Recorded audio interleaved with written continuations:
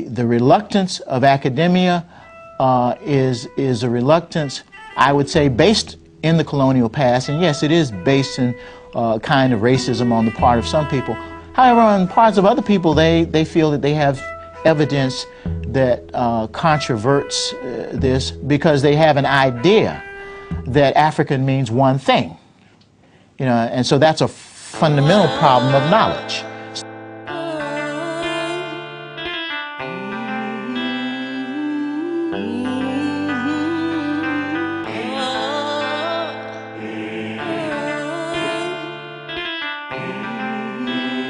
The unbeatables. On the beat.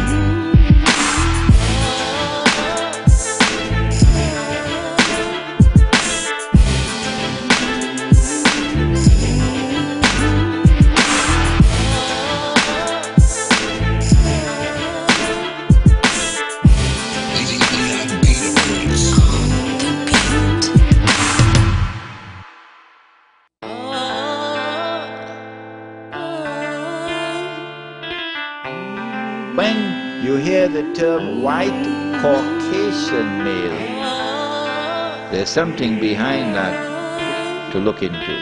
White Caucasian male.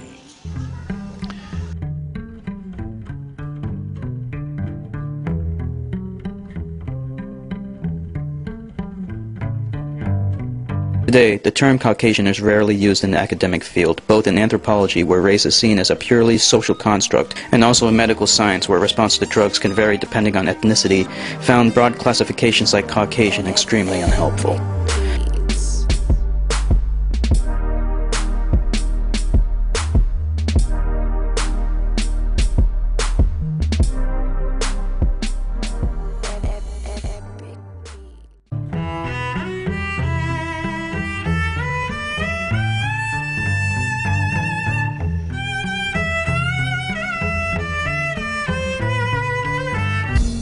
Hail to the king,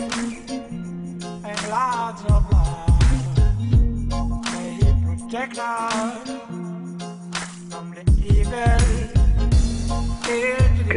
Gulmariam, the Holy Virgin Mother, is the new Israel.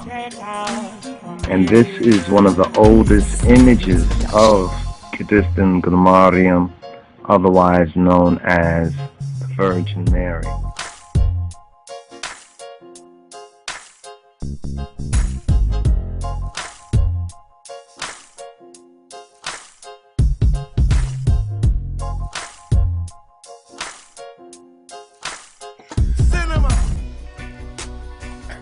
Some of you might remember a while back during a Discovery Channel documentary, a few of King Tutankhamun's DNA markers were leaked on the show.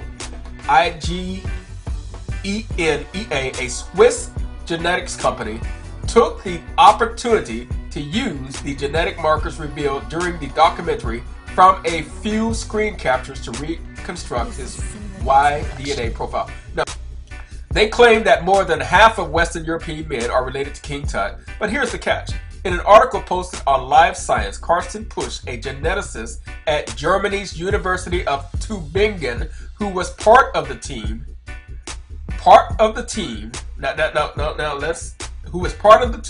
that unraveled King Tut's DNA. Okay? He's a geneticist at Germany's University of Tübingen, who was part of the team that unraveled King Tut's DNA. Now, he has taken exception to this nonsense that has been postulated and readily sucked up by the desperate Eurocentrists that King Tut's DNA showed him to be Caucasian, and more than half of Western European men are related to King Tut. Okay, so the actual geneticist who was there, he was part of the team that unraveled King Tut's DNA. Here's what he stated. IGENEA's claims are simply impossible. Push team used snippets of Y chromosome DNA to link Tut to his closest relatives, identifying his mom and dad. But they didn't publish the full genetic data that would allow genomics companies like IGENEA to link modern people to the Tutankhamun lineage. But people hoping to prove that they've got an ancestor in common with the notoriously sickly boy king should take IGENEA's claims with a grain of salt. Push said. It appears that they try to better sell their DNA testing kit by using the media attention connected to King Tut. And Dr. Albert Zink stated, here we go, quote it.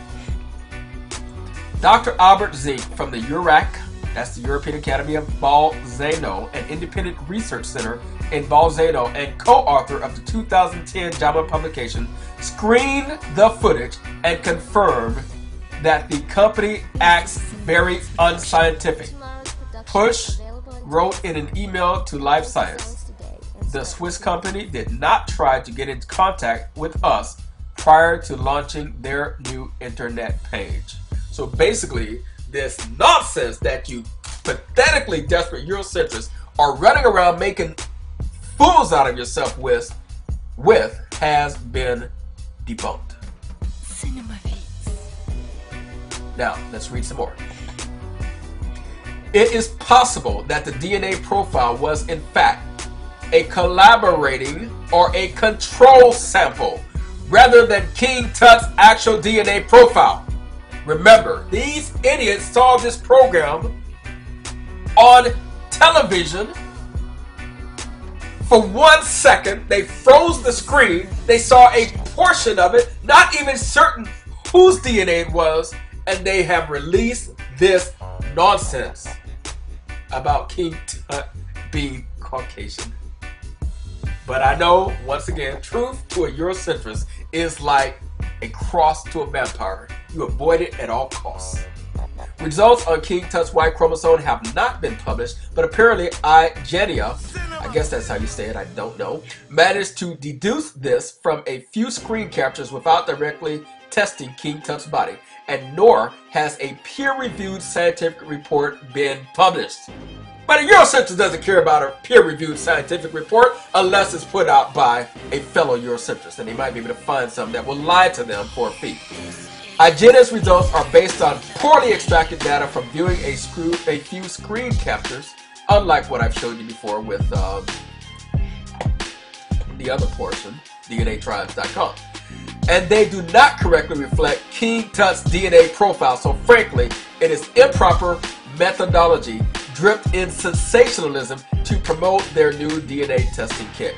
Unfortunately, for those who intently follow everything that's ancient Egypt, a firestorm erupted with proponents from the non-black ancient Egypt side enthusiastically, hoorah, let's throw a hoedown party, rejoicing because black Afrocentric lies were finally crushed.